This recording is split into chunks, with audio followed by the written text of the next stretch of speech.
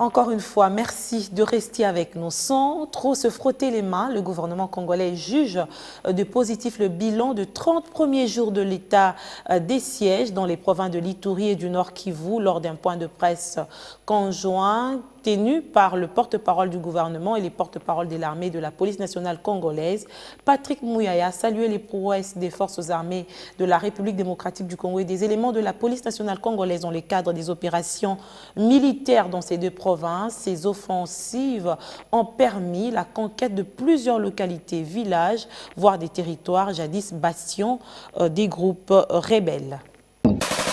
Elles sont allées de prouesse en prouesse face aux groupes armés locaux étrangers dans la province de l'Ituri et du Nord Kivu afin de défendre l'intégrité territoriale dans le contexte de l'état des sièges. Une mission régalienne assumée avec patriotisme. Dans leur opération offensive, les FARDC ont récupéré plusieurs villages, localités, voire des territoires jadis bastions des différents miliciens. Les vaillants combattants ont en outre permis la restauration de l'autorité de l'État dans ces différents espaces reconquis. Le bilan des 30 jours de cette décision sécuritaire prise par le président de la République est jugé positif par les porte-paroles du gouvernement congolais lors du point de presse conjoint aux côtés des porte-paroles de l'armée nationale et de la police nationale congolaise. Évidemment, le besoin de sécuriser le territoire national est un besoin qui s'impose. Et toutes les provinces doivent bénéficier de la même attention. Mais c'est aussi une question opérationnelle. C'est aussi une question stratégique. L'autorité suprême, le commandant suprême, en accord avec l'état-major général, ont estimé que nous devions commencer par là où les bas est plus chaud, là où les dégâts sont plus grands. L'état de siège est une situation temporaire qui apporte une thérapie de choc. Vous savez, j'ai assisté à une réunion avec le Premier ministre, il y a des miliciens qui se sont rendus d'eux-mêmes. Parce qu'il y a des messages qui sont forts. Ceux qui sont dans les groupes armés, ce sont nos frères, ce sont nos compatriotes. La solution militaire, c'est la solution.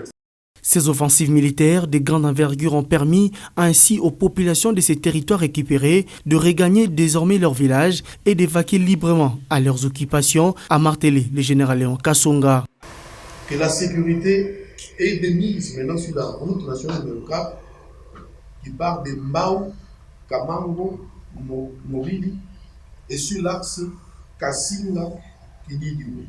Pour ceux qui ne savent pas, c'est l'axe, c'est la route qui passe par Sémiliki pour aller à la frontière entre nous et le Canada.